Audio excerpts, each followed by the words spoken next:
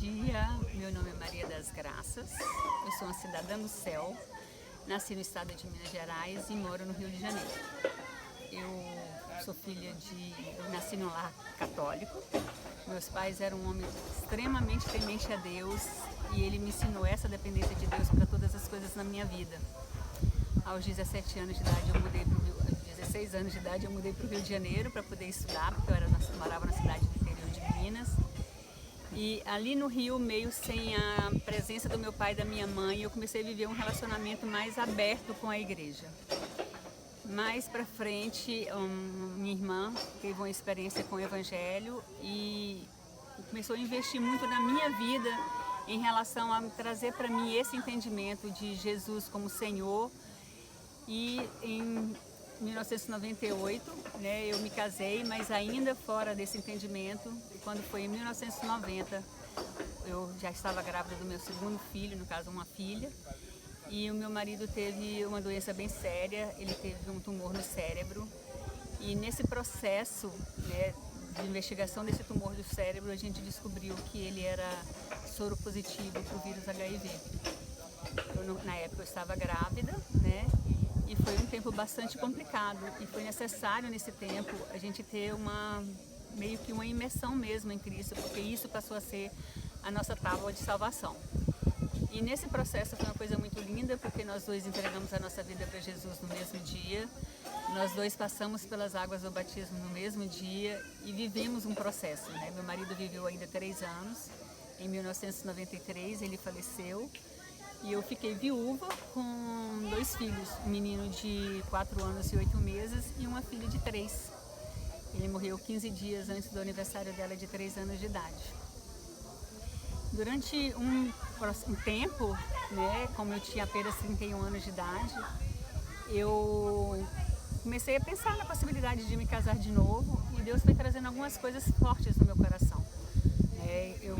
Embora vivesse em um meio que o recasamento era possível, eu entendia que eu não deveria casar com um homem divorciado.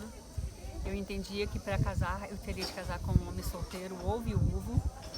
Eu entendia que a pessoa que casasse comigo ia ter de casar comigo com os meus 2 filhos, porque seria essencial que eles fossem cuidados como filhos. E isso com toda certeza foi diminuindo muito o leque de ofertas em relação ao meu casamento.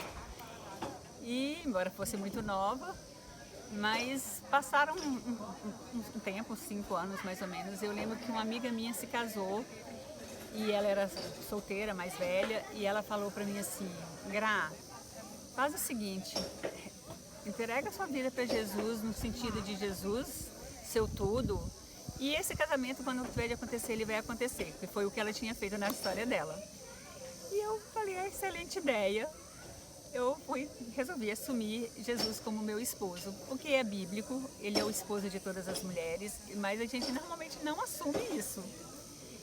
E nesse processo de assumir Jesus como não só como meu Senhor, mas como meu marido, que provia todas as coisas, isso foi acontecendo de uma forma tão linda, que eu fui ficando tão plena, que aí quando as pessoas começavam a falar de eu me casar de novo, eu falava, não quero, eu não preciso. Não, nós vamos orar, não preciso orar. Eu estou bem do jeito que eu estou satisfeita do jeito que eu estou, porque realmente ele cuidava absolutamente de tudo. E nesse processo era assim, era Jesus, meu marido, e Jesus, o pai do Pedro e da Ana, que são os meus filhos. Até teve uma situação que meu filho foi morar uns 2 meses na Inglaterra, e eu falava para ele, olha, eu não estou lá, mas o seu pai está lá contigo todo o tempo. Também no casamento da minha filha, que nós oramos de manhã para que ele estivesse presente como pai da Ana na cerimônia. E a marca do casamento da Ana, que as pessoas sempre comentam, é Deus estava ali. Não dava para virar rápido, porque senão você esbarrava em Jesus. Porque isso foi uma coisa tão forte, tão presente, porque também ela sempre assumiu muito essa paternidade do Senhor. Então, nesses 29 anos, no caso, uns 23, que foi quando eu realmente assumi esse relacionamento de esposa com Jesus, a nossa intimidade foi crescendo. Veio o compromisso com a palavra, de ler bastante a Bíblia, conhecer Jesus mais profundamente. Isso é um prazer enorme na minha vida, viver a Bíblia, me relacionar com Ele segundo a palavra. E então são 29 anos de viuvez, são 29 anos que eu não estou só. E ele é um marido que está atento às minhas necessidades, puxa a minha orelha às vezes, mas ele sempre me coloca no colo para poder me consolar, né? Porque não em comum, né, nós nos damos os nossos direitos, não em comum nós nos damos as nossas justiças. Eu sou uma mulher muito forte e eu tenho aprendido com Jesus mesmo me depender, submeter e chorar nos braços dele, e ser consolada por ele, e buscar orientação, e ele me orienta, a estar com os ouvidos atentos para poder ouvir a voz dele. É muito nítido, né?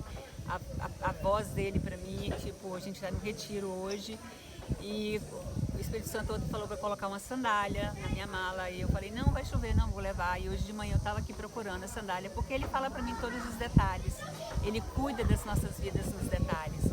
Experiências como essa são muitas e muitas e muitas na minha vida. E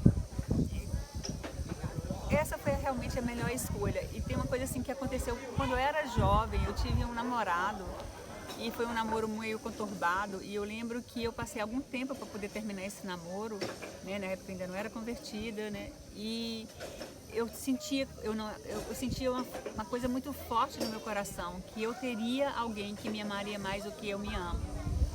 Isso para mim era uma coisa muito louca, assim, muito estranha, né? Quando meu marido morreu, eu pensava, então eu vou ter um segundo marido, porque meu marido me amava como um homem normal me amava, né? Como eu amo de uma forma normal.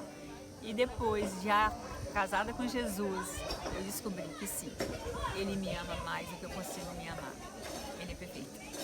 Ele me amou primeiro.